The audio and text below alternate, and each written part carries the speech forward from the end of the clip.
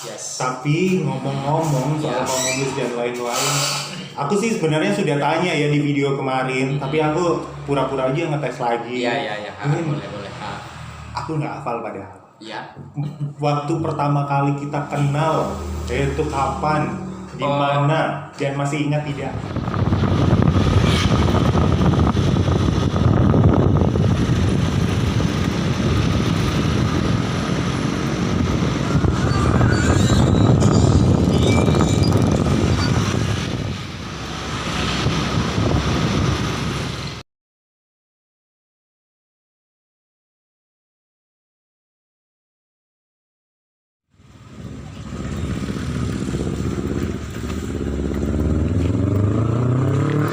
Kita sampai di Pro TV.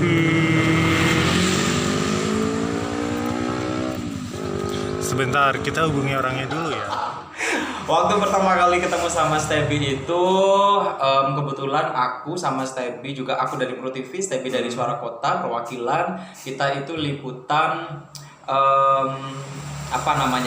Kota Sanitasi. Kebetulan waktu tahun 2011 itu Kota Probolinggo dinobatkan sebagai tuan rumah City Sanitation Summit 2011. Tuh kan, dia hafal kan sampai Jadi, nama acaranya.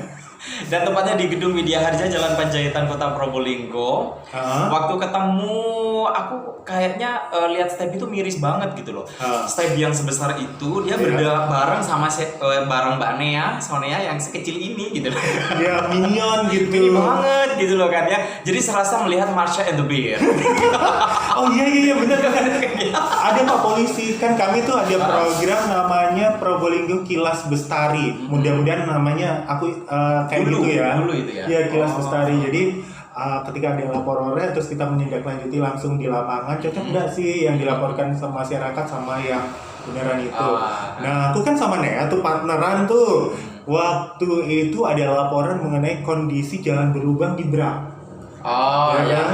Pak Polisi juga bilang sama kayak kamu itu. Ya ampun, ini kayak Marsha and the Bear gitu.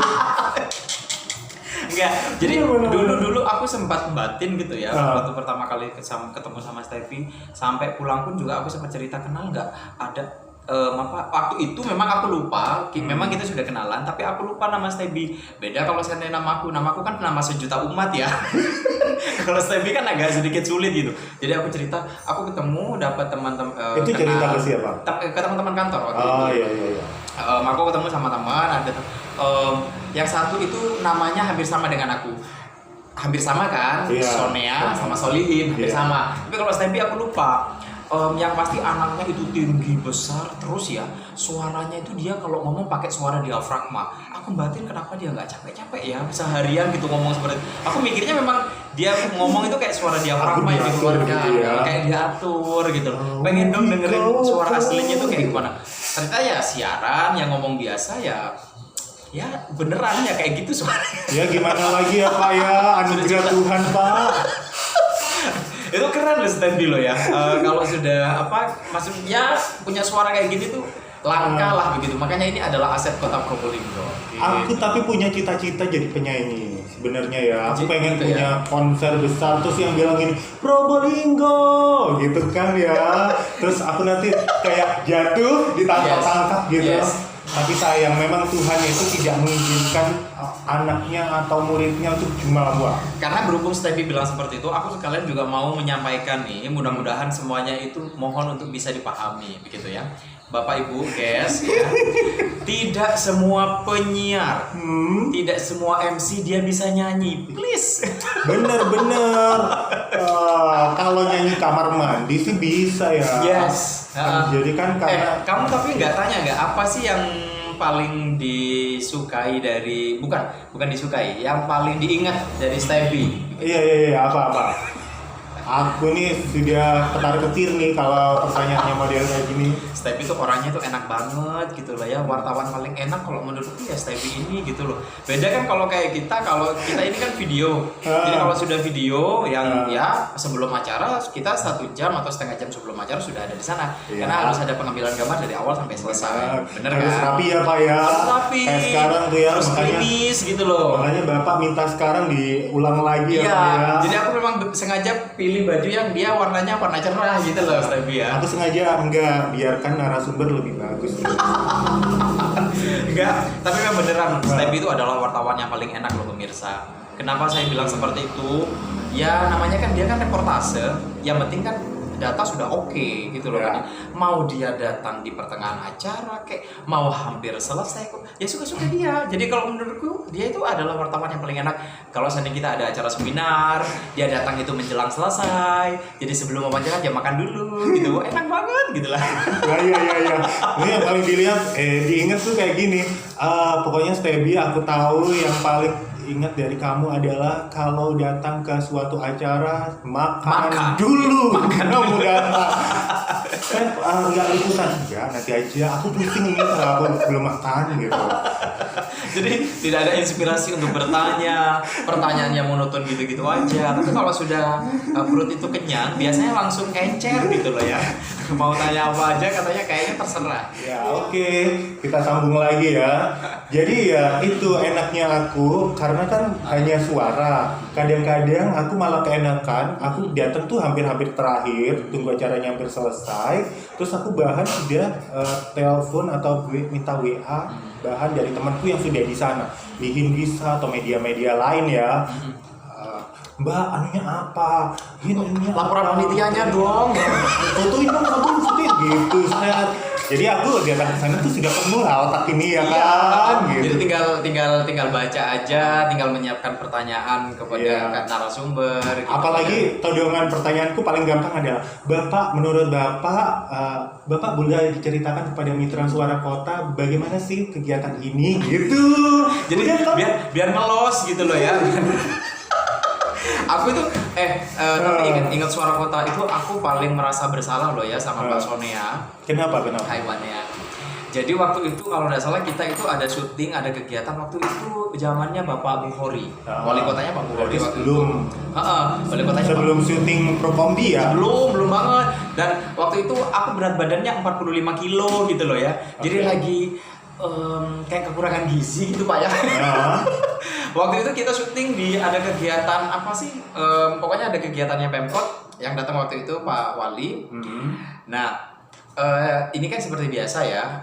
Paling sering itu ada Suara Kota sama Pro TV. Karena kan kalau wawancara itu kan tidak bisa berbarengan seperti liputan berita biasa karena kan sifatnya ADV kan ya. Nah, waktu itu Mbaknya itu sudah menghubungi Mbak Vivi kalau mau reportase. Ini kebetulan Pak Wali mau meninggalkan tempat gitu kan. Nah, styleku atau performku kalau sudah wawancara itu akan aku langsung komunikasi, langsung memberikan pertanyaan ya. Setelah di oke sama Pak Wali, kita langsung merapat gitu loh ya. Dan ternyata waktu kita itu merapat dan kita itu recon, Mbak Nea itu dia dalam kondisi mau reportase gitu loh ya. Baik Mitra Suara Kota, ini kebetulan saya bersama dengan Bapak Wali Kota. Tapi mohon tunggu dulu karena Bapak Wali Kota lagi wawancara bersama dengan Pro TV. Mari kita tunggu. Mohon maaf ya Mbak Nea ya. Dia kalah start gitu ya. Masya Allah. Itu kalau saya pernah loh saya kejadian kayak gitu. Enggak, ini aku yang mendahului. Jadi kan waktu itu Menteri Menkumham, Lauli ya. Ini datang Pak Lauli. Pak Lauli ya. Iya, Lauli.